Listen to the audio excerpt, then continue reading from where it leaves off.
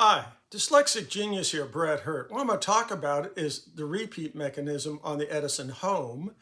And sometimes you have to make a bracket to build a bracket to get a part apart or to make a part. And sometimes my sweet angel grumps at me because it takes too long for me making brackets. But let me get on to this. You have this piece right here. And this hits a thing and it pops up and it moves the carriage back for a repeat mechanism. But what happened is, you see how I've protected the gear here. I'll take everything apart now.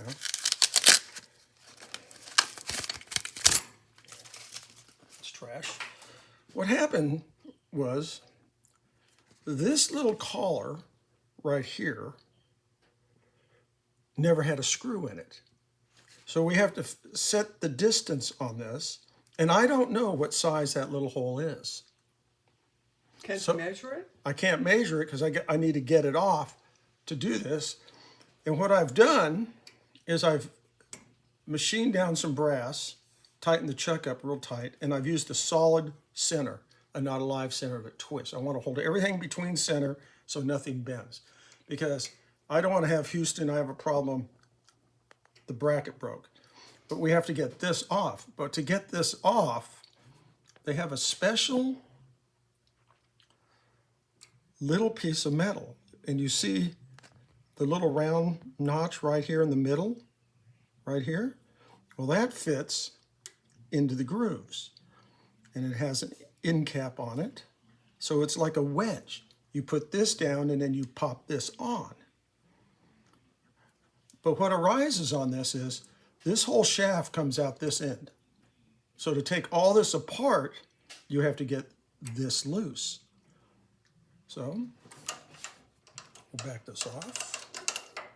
And you can see how I made this piece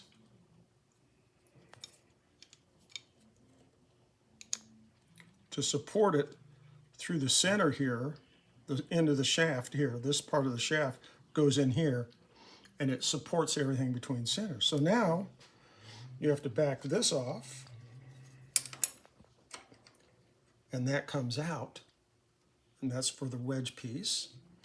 Now the whole gear train comes out this way.